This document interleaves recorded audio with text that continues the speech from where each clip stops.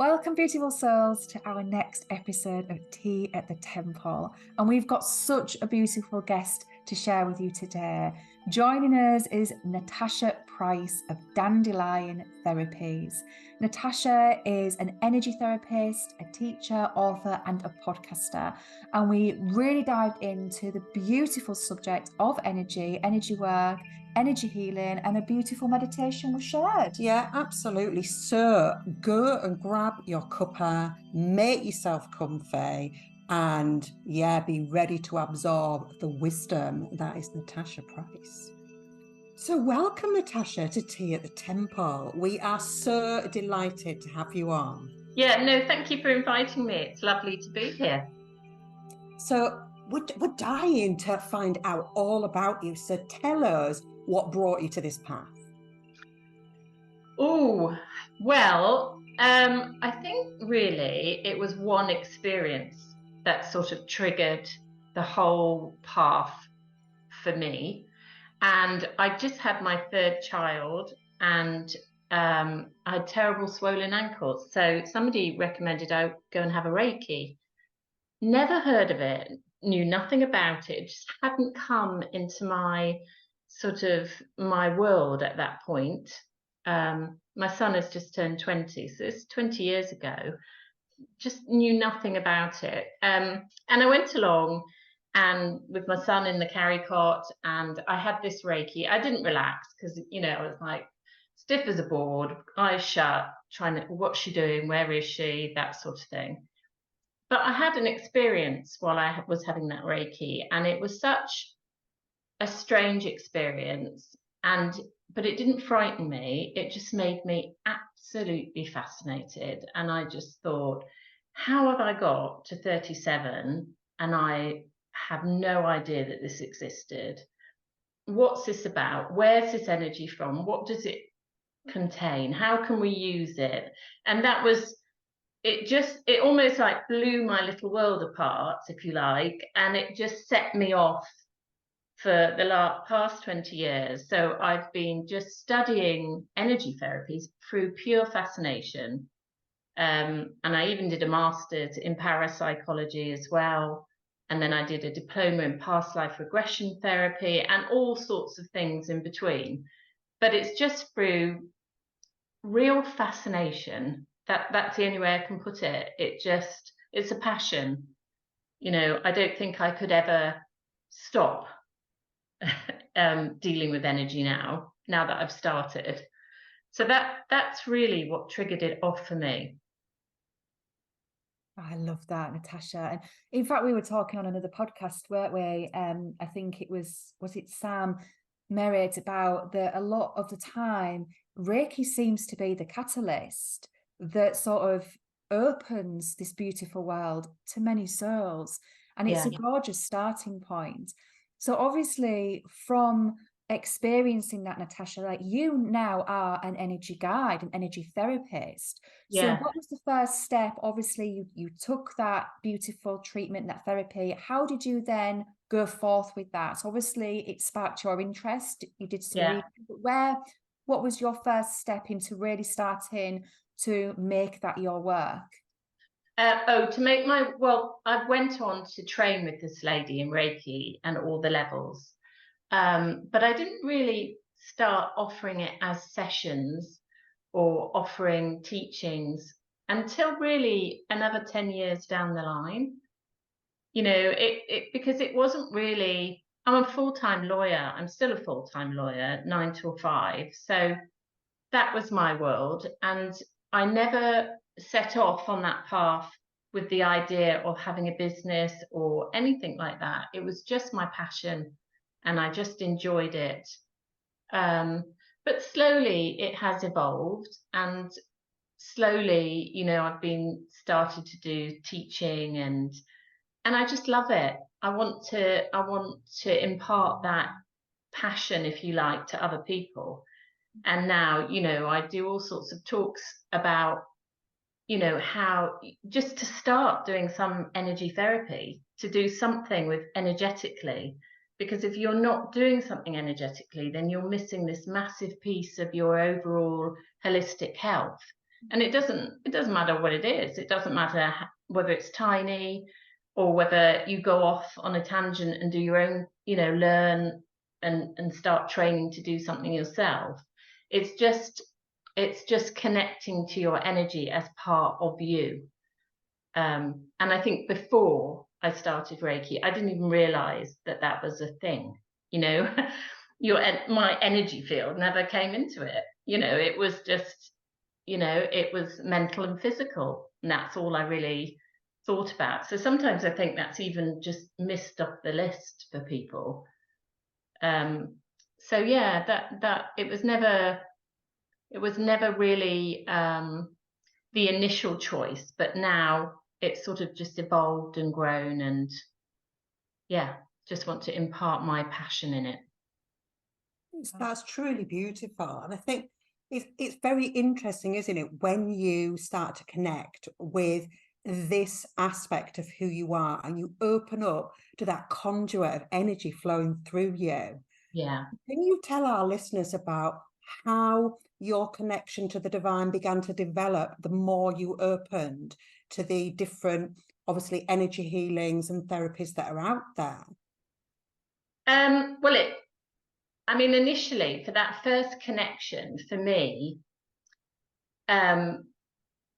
what I saw was almost like the room full of actual spirits. So, and a bit like you would see on a movie. And I think that is how I was being shown spirit, but it was in a way that I would understand it. So I sort of began to believe that we have that spirit is all around us, whether you call that spirit or source or the divine, but it's all around us. And we have this constant interplay of energy with spirit, as I would call it. And we have our own energy system, but we can open up, like you say, and connect, or we don't have to if we don't want to. But spirit is always there. Spirit is like, and now for me, that connection is absolutely constant. I can't turn that connection off because I'm very aware of that connection. It doesn't mean that I'm always constantly having a conversation with spirit, but I can feel it. It's like being nurtured. It's like somebody having your back the whole time. And I know it's there. And I'm very visual, so I do get a lot of visuals from spirit, but I can turn it off. It's not, but it's just this constant connection now. And I think the more I do, even after 20 years, things change and I get different visuals. And I work on my energy daily. So sometimes, and like it is like a spiral, you come back to the same issues over and over again. But just recently I realized that I needed to do more heart work. Well, I've worked on my heart over the last 20 years, numerous times, but there was another layer. So it is, not only is the contact constant, spirit is always there. The healing is constant as well. The minute you open that door, it's not a quick fix. It's a daily routine. Just like you take supplements or clean your teeth or tweak your diet every now and again, energy therapy and connecting to spirit is there constantly. And it's just this constant rolling, energetic sort of dance, if you like. And it's almost like they're giving you information and they're trying to help you, and it's almost like you follow like a little trail of breadcrumbs. Where do I go now? And you make up all these connections. So it's a constant sort of dance between the energies. That's how I see it now. Yeah, and I love the way you describe that, Natasha, because it's so true. And actually, when we open up to that energy, we just feel this holding, even in the most challenging times. Yeah. And even if those breadcrumbs are leading us to the edge of a cliff that we've got to leap off, Yeah. and you're almost, screaming, please don't do that. Don't make me do the jump. It's just, you know, that it's for your, you know, your greater good. And Yeah. you just feel, when you start to feel their presence, it is that just, you're able to trust and surrender, because you Yeah. know that they have your back, and it's a Yeah. beautiful connection. Now, you talk about obviously coming into your energy work on a daily basis. I know for Rachel and I, energetic hygiene is like so crucial. It's something we teach, like you know, like you were talking, it should be something we do, just like brushing our teeth, cleaning our face. It's Yeah. part of our hygiene. So for our listeners, for those that would maybe like to, you know, maybe are new to the path, or those that would like to really deepen their connection, do you have any advice or tips on what they could weave into their practice daily that will help them to achieve that? Yeah, I mean, one thing I do with all my clients is I make sure that they do grounding every day, because the majority of clients that come to me are not grounded. They are not fully in their body, and sometimes they're completely skew with. They're not, you know, it's not even like just haven't come down that this morning from their medication. They are just not in their bodies properly. So that's one thing that I think is so important. And if you do energy work and you do meditation and things like that, you know, there is a tendency that you're not back in the present moment. So I get them to ground really carefully, or we use visualizations or crystals or even essential oils, just to really come back into the body and make sure that you're absolutely centered and balanced. And the other thing I do with everybody is protection, because, you know, there's no point in cleaning our energy and then leaving it wide open for everything else to become attached to it, or everybody else's negativity to sort of become attached to it. So I upgrade my protection constantly, and that's because, you know, I can tell if I'm slightly, if I've picked something up, or, you know, if I need to upgrade it, then I can just tell, I can feel that, and I will upgrade it constantly. So I think that is the constant, those two. And then really just I just recommend that clients pick one thing that they fancy doing that just really resonates with them. Do it for a week, but be very conscious and just see what shifts, what, because often after like an energy session, you will see a different reaction from people that you are normally with, like your work colleagues. You know, you'll get somebody who usually ignores you bounce up to you, hi, how are you? And it's all a bit, you know, what's wrong with her today, sort of thing. But she's, you know, not consciously, but she's reacting to what has shifted in your energy. So I've forgotten what the question was now. Yeah, so just starting somewhere, just starting to do something that really resonates with you, that really just, you know, has an appeal for you, because that's probably the next thing, you know, the next breadcrumb for you anyway. Definitely. And I think grounding is so essential, like you say, Oh, Natasha. And, you know, for all of us who come into this energy work, the energy that we start to cultivate and create and connect to serves nobody, doesn't serve ourselves or anybody else that we want to work with, if we don't ground and embody it, if we don't really start to feel it within yeah. ourselves and really plug ourselves into the earth. Like you say, you just end up floating on a cloud and there's no sort of substance to it, is Yeah. there? No, that's it.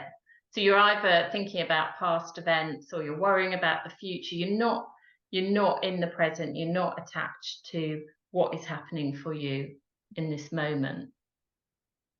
So it'd be really wonderful for our listeners if you'd guide us in a really short grounding and protection practice, and maybe to inspire them, to give them some ideas of how they could maybe get started, or how they maybe could deepen and like add something different to what they normally do.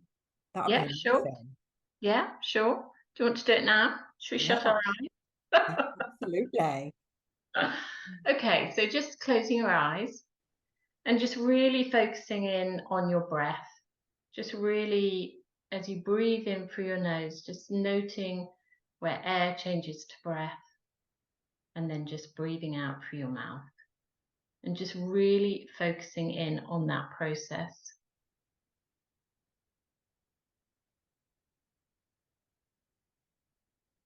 And then I just want you to imagine some roots going down from the soles of your feet. So you're going to see these roots going down through the many layers of the earth, right down as far into the center of the earth. These long tendrils making their way down into the center of the earth, and you can tie them on a big crystal in the center of the earth. And then just seeing the most beautiful golden earth energy making its way back up those roots, right back up to the soles of your feet. And just giving that beautiful golden earth energy permission to just come up through the soles of your feet, up through your legs, past your ankles, up through your knees, up to your hips, just up to your torso. And just really allowing that beautiful earth energy to hold you securely on the earth's surface, to hold you in the here and now.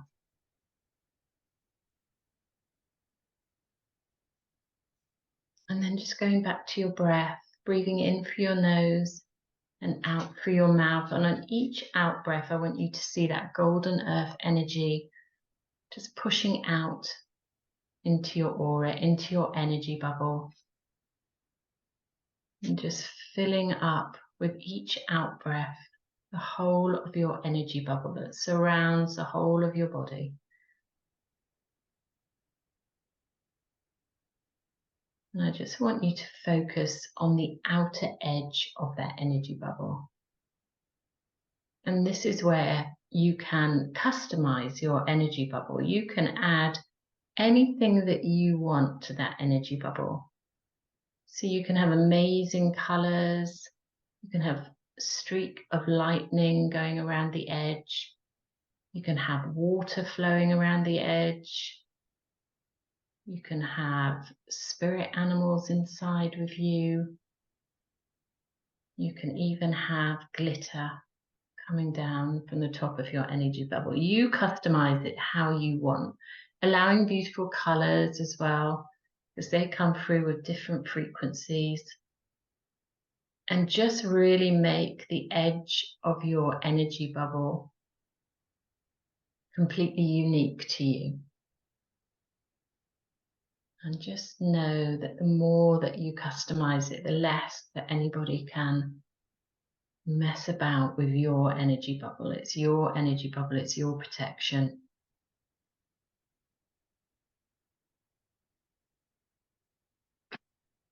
And if you like, you can push or see the golden earth energy entwining itself all through that outer layer as well.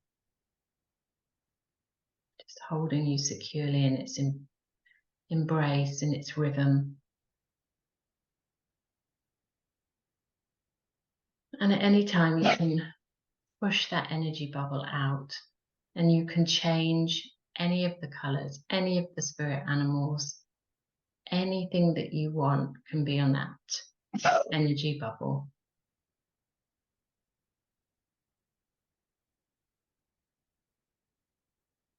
And then when you're ready, just slowly coming back into the room.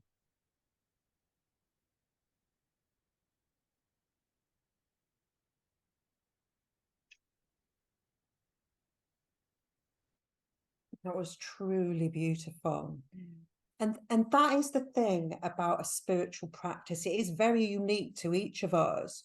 Absolutely. But it is so simple to weave that in. You know, that's like 3 or 4 minutes of breathing deeply, of connecting to our planet, and then activating this beautiful field of energy within you, so that you can remain vibrant, so that you can remain in your own soul truth as you interact with all the different beings that, you know, walk this earth beside you.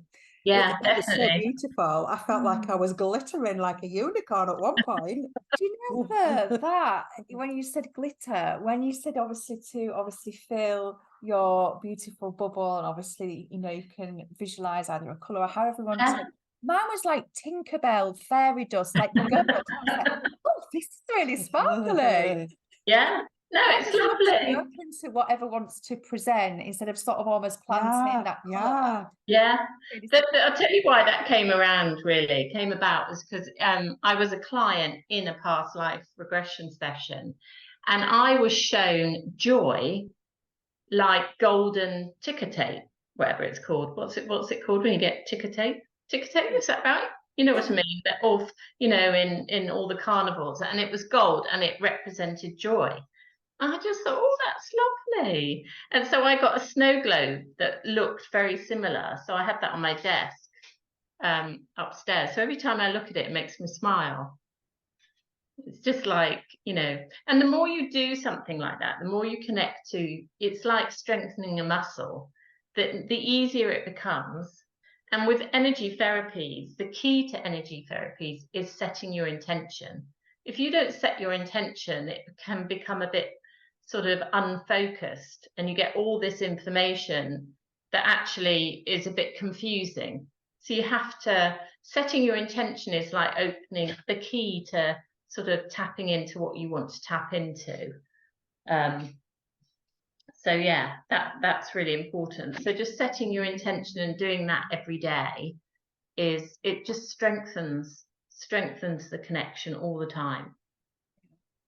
And I guess it's not worrying that one day you might feel like you've got Tinkerbell glitter, and another day it might be like the cerulean of the ocean. It's just whatever. You've just got to start trust. It's that trust in the self, trusting that you know what your field needs and flowing with that.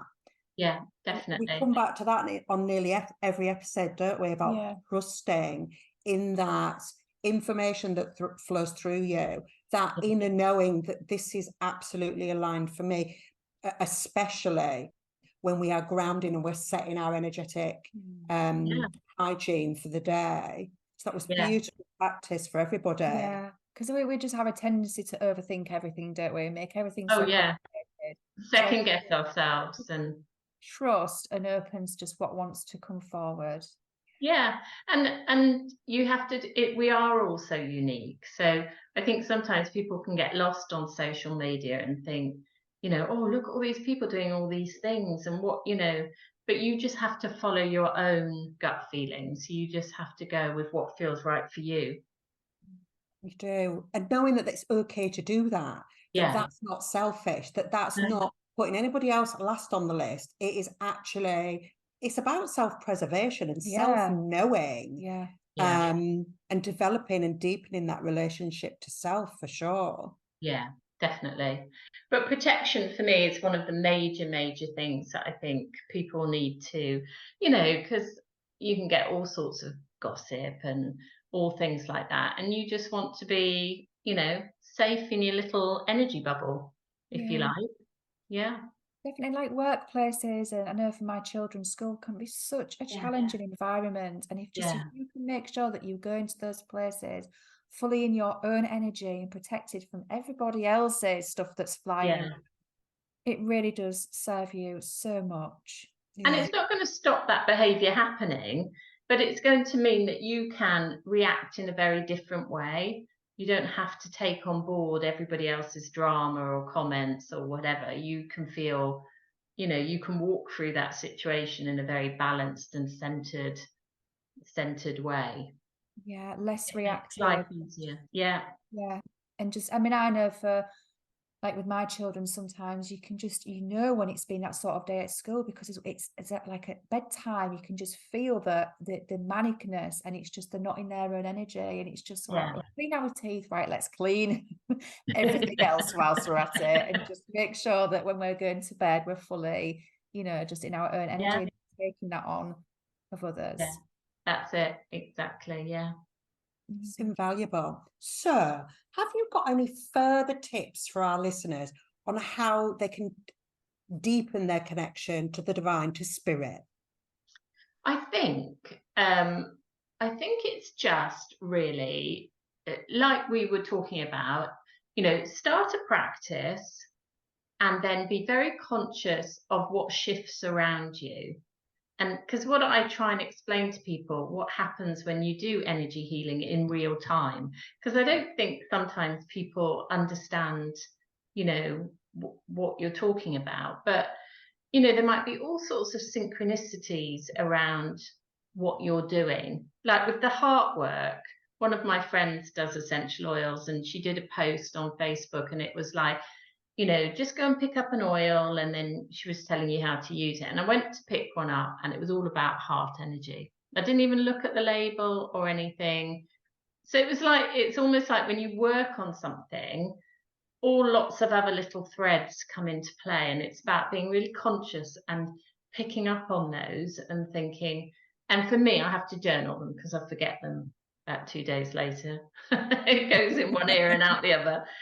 So I journal them so that you can actually see, how you changing your energy changes your outside world and sets off this chain of sort of synchronicities. So for me, it's just, think about what you want to do. Maybe you want to go and actually have an energy session with somebody, and then it guaranteed it will trigger off another thought, and it will, you just need to start and do something, but be really, look out for the signs, and and what's happening around you. And somebody will say to you, oh, what did you do last night? And you'll end up having a conversation, and then they'll say something and you think, oh, I'm really interested in that. And that's how it works. It just goes off. Everybody goes off on their own unique tangent. That's what I'm trying to say. In a beautiful way. Absolutely. It is completely clear, but that is so complex. The frequency and the energy of that is so complex. Yeah. Sometimes when we're talking with complete clarity, we think we're not making any sense, but it's because the frequencies are so unique to each and every person out there. It. And as so you can't tell them to do A, B, and C, because I don't know if that's right for them. They've got to do their own A, B, and C, if you like. Yeah, totally agree with that. Yeah, and definitely just open your eyes, just look for the signs, synchronicities. And one of the things that I like to sometimes do as well is very much ask for a sign. Like if I'm feeling something and I'm trusting it to a certain degree, but I'm getting my little bit of, cowardly pants on, and I'm not quite sure. And I'm like, just show me a sign, in the form of whatever that could be. It could be a certain number sequence, it could be in the sign of a feather, or however you want to receive it. Yeah. I like to often, show me the sign in a call of a buzzard. And I love that because it's one of this, spirit animals I love to work with. And you'll be so surprised at how quickly sometimes that happens and how often. And so just having the courage to play with that and ask, to be shown a sign as well. Yeah, definitely. I'm very science-based, so I need and have needed through that sort of 20-year spiritual path masses of affirmations. I want to see something happen. I want to know that something has happened. So I often ask for an affirmation. I want it an obvious affirmation as well. I get really stroppy sometimes with them to say, come on. But yeah, I need that affirmation so that you can actually see that something is happening, and you'll get it. And you'll think, wow, well, that's not a coincidence. How on earth has that happened? And it's just fascinating. It's really fascinating what they give you. It's like for you at the moment, your connection to the Rose lineage is like deepening on an immense level. And everybody that you speak to is either Rose or Rosie, or everything's just sort of appearing left, right, and centre. Yeah. And it's like, are you listening? I am. We went to Glastonbury, and literally the locals that we spoke to one, the creator of the Yoni Oracle, the next one, the creator of the Mystique of Magdalena Oracle, and the third one, Halima, the writer of The Way of the Rose. You couldn't make it up, and we met them all. It was just, and it's just, those are very, very obvious and direct, but it got to the point where it's just like, just step into it, have the courage to stop waiting. You've got nothing to wait for. It's like, okay, I hear you. This is like loud I and get clear, it. reverberating through everything. So, and it's following that, isn't it? Yeah, definitely. Yeah, and of course we all have free will. We can say, no, we're not doing, actually, I'm not going to do that. That's entirely, you know, and another door will open. That's entirely up to us. But yeah, when you get such obvious signs, you know, most of us will go, okay, I get it. We're doing this. Okay.